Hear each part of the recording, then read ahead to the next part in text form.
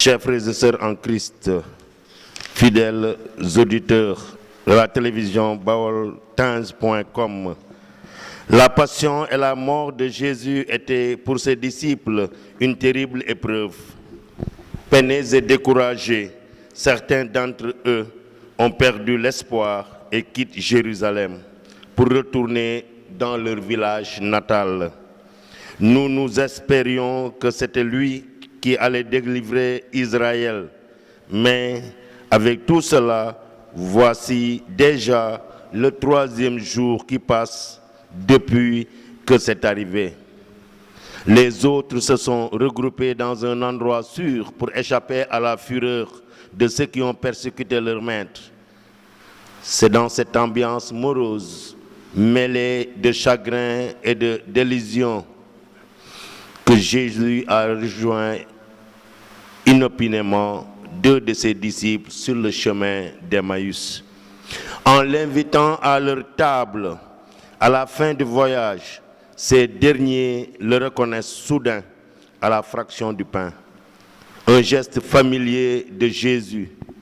Bouillonnant de joie, ils rejoignent en toute hâte ceux qui sont restés à Jérusalem pour leur raconter ce qu'ils avaient vécu. Ils ont revu le Maître. Comme ils en parlaient encore, lui-même fut présent au milieu d'eux et leur dit « La paix soit avec vous ». Ceci est écrit dans Luc, chapitre 24, verset 36. Jésus leur apporte la paix et les rassure. Pourquoi êtes-vous bouleversés et pourquoi ces pensées qui surgissent dans votre cœur? Ceci dans Luc, au chapitre 24, verset 38. Ce qui se passe sur le chemin d'Emmaüs et au Cénacle nous renvoie, frères et sœurs en Christ, à certains épisodes de l'histoire de notre vie. C'est nous qui marchons à la nuit tombante, essayant de traverser tant bien que mal les moments difficiles, l'échec, la maladie ou la perte d'un être aimé. C'est nous qui enfermons dans un isolement stérile ruminant nos épreuves. Mais c'est aussi nous qui découvrons par un concours de circonstances la joie d'une rencontre fortuite qui nous ouvre un nouvel horizon. Quelqu'un qui nous accompagne sur le chemin de la foi et nous fait découvrir avec simplicité la parole de Dieu. Aujourd'hui encore, frères et sœurs en Christ, Jésus marche avec nous sans que nous ne le voyions. Il est parmi nous sous les traits d'un proche ou d'une personne rencontrée, dans les événements d'une journée ordinaire ou dans des petites choses banales de la vie. Il vient nous rassurer dans nos moments de doute et de peine. Il est là dans nos joies comme dans nos chagrins, dans nos euphories comme dans notre abattement. Point n'est besoin de quitter la vie quotidienne pour le rencontrer. Pour les disciples d'Emmaüs, cette rencontre avec Jésus a gravé dans leur cœur une émotion intense et a bouleversé leur vie. Une expérience passionnante qui les a profondément transformés. Et pour ceux qui sont enfermés dans le Cénacle, la venue de Jésus leur a apporté la paix. C'est à nous aujourd'hui d'expérimenter la présence active du Christ dans notre vie. Elle peut prendre une multitude de formes. Sachons tout simplement le reconnaître sur le visage de nos amis, de nos proches, ou à travers les incidents de notre vie. Il est autant dans la joie et l'exubérance des jeunes que dans la patience et la sagesse des personnes les plus âgées. Il est autant dans le bonheur des gens heureux que dans la souffrance des malades ou la misère des pauvres. Il est dans une parole d'évangile qui nous stimule et nous réveille. Il est dans un événement qui nous éclaire. En tout cas, il est toujours là, même à notre insu. Je suis avec vous tous les jours jusqu'à la fin des temps. Ceci est écrit dans Matthieu au chapitre 28, verset 20. C'est ce que nous assure Jésus le Christ. Sur le chemin d'Emmaüs, Jésus a appris aux 2 disciples comment le reconnaître à travers la Bible. Notre cœur n'était-il pas brûlant en nous, tandis qu'il nous parlait sur la route et nous ouvrait les Écritures. Ceci dans Luc, chapitre 24, verset 32. En nous éclairant, la parole de Dieu apporte la sérénité et la paix. Elle nous assure à comprendre en profondeur les événements survenus dans notre vie. Pour les cœurs ouverts, la parole de Dieu devient une source de sagesse et de réconfort. Chers frères et sœurs en Christ, amis croyants, lisons la Bible comme le livre de la vie. Sous son éclairage, Jésus sera autrement pour nous qu'un vague personnage mythique. Son empreinte dans notre vie quotidienne sera une présence rassurante. Cependant, cette rencontre personnelle avec Jésus n'est souvent pas immédiate. C'est un processus d'enrichissement qui doit se poursuivre tout au long de notre vie. La foi n'est jamais acquise. Elle nécessite une longue maturation. Elle réclame de notre part une ouverture bienveillante, une recherche approfondie et une application concrète de la parole de Dieu dans nos activités quotidiennes. Avec le même enthousiasme des 2 disciples sur le chemin d'Emmaüs, frères et sœurs en Christ, partageons notre foi en Jésus. Annonçons la bonne nouvelle à notre entourage. Dans un monde marqué par l'indifférence religieuse, le Seigneur compte sur nous pour raconter à tous ceux qui veulent nous entendre notre rencontre avec lui. Allez dans le monde entier proclamer à toute la création l'Évangile. Ce dimanche pourrait être appelé le dimanche du témoignage.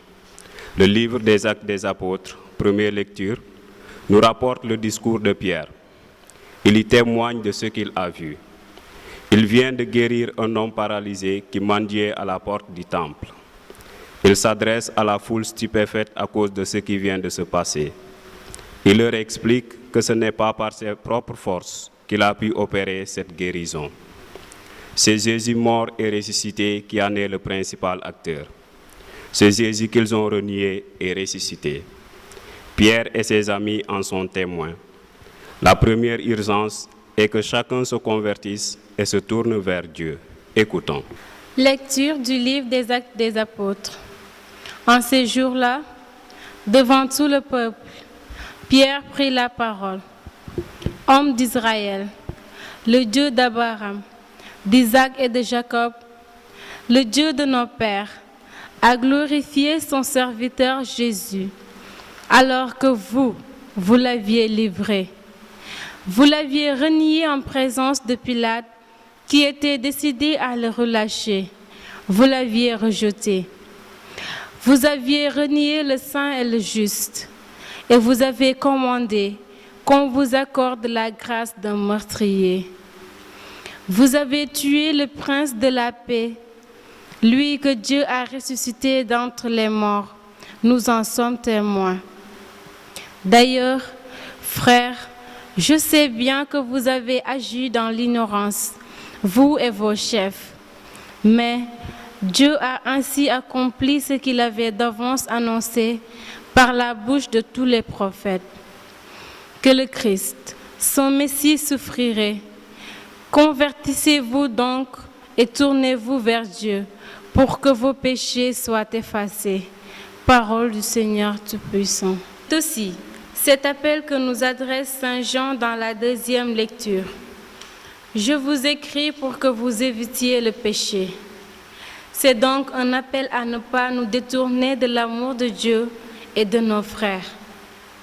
Mais si l'un de vous vient à pécher, nous avons un défenseur devant le Père, Jésus le juste.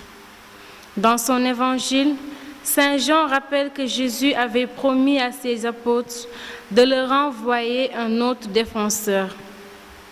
Pourquoi un autre défenseur?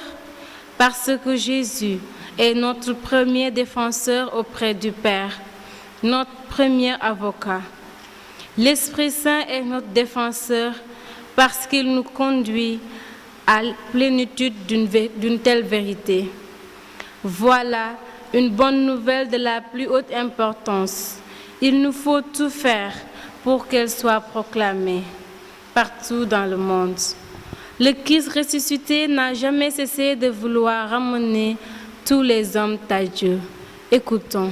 Lecture de la première lettre de Saint Jean. Mes petits enfants, je vous écris cela pour que vous évitiez le péché. Si l'un de nous vient à pécher, nous avons un défenseur devant le Père, Jésus-Christ le juste. C'est lui qui, par son sacrifice, obtient le pardon de nos péchés, non seulement des nôtres, mais encore de ceux du monde entier. Voici comment nous savons que nous le connaissons, si nous gardons ses commandements. Celui qui dit « Je le connais » et qui ne garde pas ses commandements est un menteur.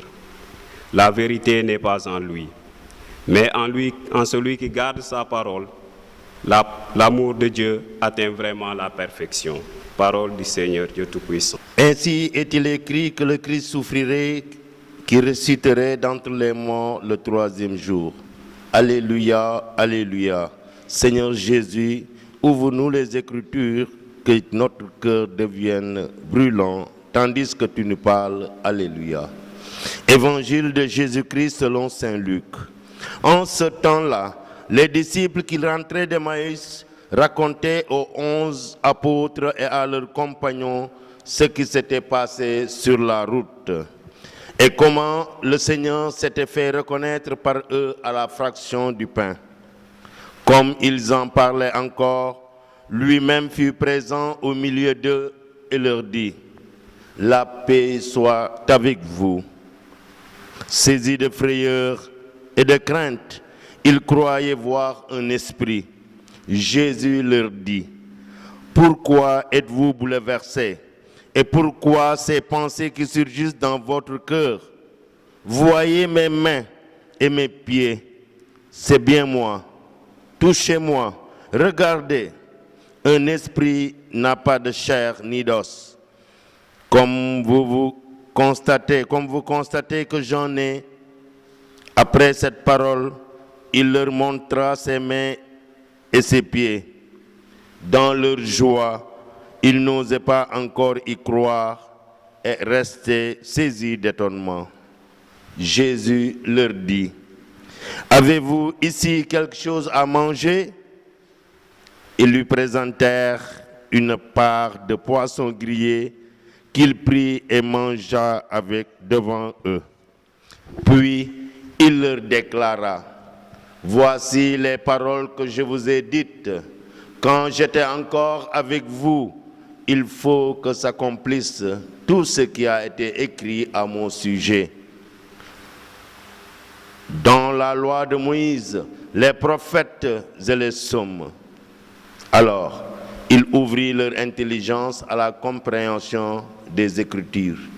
Il leur dit, « Ainsi est-il écrit que le Christ souffrirait, qu'il ressusciterait d'entre les morts le troisième jour, et que la conversion serait proclamée en son nom, pour le pardon des péchés à toutes les nations, en commençant par Jérusalem, à vous d'en être les témoins. » Acclamons la parole de Dieu. Louange à toi, Seigneur Jésus. Frères et sœurs en Christ, amis croyants, fidèles internautes de Baol TV, www.baoltimes.com. L'évangile que vous venez d'entendre nous montre comment Jésus rejoint les siens au moment où il parle de lui. C'est ce qui s'est passé avec les disciples d'Emmaüs. Saint Luc nous dit qu'après l'avoir reconnu à la fraction du pain, ils sont repartis à Jérusalem pour annoncer la bonne nouvelle aux disciples. C'est là que Jésus les rejoint. Il est là, au milieu d'eux. Il se fait reconnaître. Non, ce n'est pas un esprit. Il est celui-là même qui a subi la passion. Ses mains et ses pieds en gardent la trace. C'est bien Jésus le crucifié qui est revenu à la vie. Il leur fait constater qu'il est vraiment ressuscité. Il est avec eux pour toujours.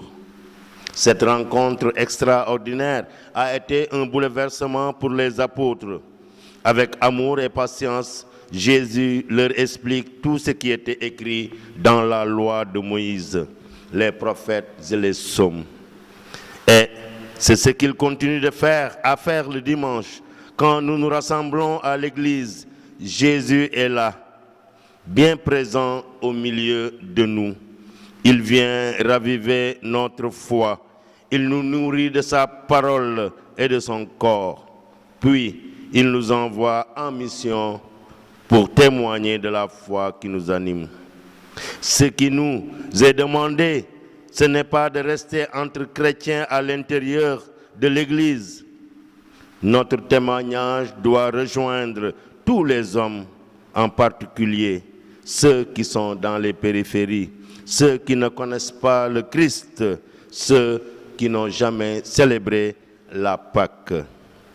Chers frères et sœurs en Christ, annoncer l'Évangile, ce n'est pas seulement proclamer des formules. Nous ne pouvons pas nous contenter de belles paroles. Jésus ne nous a pas envoyés pour cela. Le plus important, c'est de tout faire pour que ces paroles se traduisent en actes dans nos vies. Il faut que nous soyons de plus en plus ajustés à cet amour qui est en Dieu. En y regardant de près, nous reconnaissons que nous sommes loin du compte. Mais le Seigneur n'a jamais cessé de nous aimer. S'il nous offre don de pardon, c'est pour que nous puissions devenir de vrais témoins de la foi. Pour être de vrais messagers du Christ, des envoyés de Jésus, nous avons besoin d'être complètement imprégnés et habités par sa présence. C'est sa lumière, c'est son amour que nous avons à communiquer au monde entier. Si nous ne prenons pas le temps de l'accueillir dans notre vie, rien ne passera. Nous serons comme le sel affadi qui n'est plus bon à rien. Chers frères et sœurs en Christ, l'évangile de ce dimanche nous rappelle que les disciples d'Emmaüs ont vécu deux moments très importants. L'accueil de la parole, Moïse et les prophètes, puis la fraction du pain, c'est le nom qui a été donné à l'Eucharistie. C'est là que nous sommes invités à puiser en vue de la mission que le Christ nous confie. Lire les Écritures, prier les psaumes, prendre le temps d'approfondir sa foi, c'est entrer dans le plan de Dieu. C'est se préparer à recevoir le Christ. Dans certains pays, les chrétiens sont obligés de se cacher pour lire la Bible. À travers l'histoire, certains ont voulu la détruire en la brûlant. D'autres entraient dans les maisons pour la confisquer et la détruire. Mais dans sa fidélité, Dieu veillait sur sa parole, de sorte que nous l'avons encore aujourd'hui. Profitons de cette chance qui nous est offerte. Le pape François nous dit que la joie de l'Évangile remplit le cœur et toute la vie de ceux qui rencontrent Jésus. Ceux qui se laissent sauver par lui sont libérés du péché, de la tristesse, du vide intérieur, de l'isolement. Avec Jésus-Christ, la joie naît et renaît toujours. Seigneur, nous te prions. Ouvre-nous à cette joie de l'Évangile, que ta parole soit notre nourriture et notre trésor chaque jour. À qui irions-nous, Seigneur? Tu as les paroles de la vie éternelle. Voici l'agenda de la semaine. Dimanche 18 avril, troisième dimanche de Pâques. La messe sera dite à 9h30. Lundi 19 avril, troisième semaine du temps pascal de la Féerie. La messe sera dite à 18h30. Mardi 20 avril, troisième semaine du temps pascal de la Féerie. La messe sera célébrée à 6h45. Mercredi 21 avril, troisième semaine du temps pascal. Saint Anselme, évêque et docteur de l'Église. Mémoire facultative. La messe sera dite à 6h45. Jeudi 22 avril, Troisième semaine du temps pascal de la Féerie, la messe sera célébrée à 6h45. Vendredi 23 avril, troisième semaine du temps pascal, Saint Georges, martyr, Saint Adalbert, évêque et martyr. La messe sera dite à 18h45. Samedi 24 avril, troisième semaine du temps pascal, Saint Fidèle de Sigmaringen, prêtre et martyr. La messe sera dite à 6h45. Dimanche 25 avril, quatrième semaine du temps pascal. La messe sera dite à 9h30. Spectateurs et internautes de Baol TV qui nous avaient suivis sur le lien www.baoltimes.com. Nous voilà au terme de notre deuxième émission dominicale, La Parole Vivante. À la présentation, votre fidèle serviteur Florent Niang. Aujourd'hui, j'étais accompagné de Monique Annick Mendy et de Gustave Biaye pour la liturgie des textes. Excellente fin de week-end à tous, sainte semaine de travail, saint temps de Ramadan à nos frères musulmans. Merci et à dimanche prochain, quatrième dimanche de Pâques.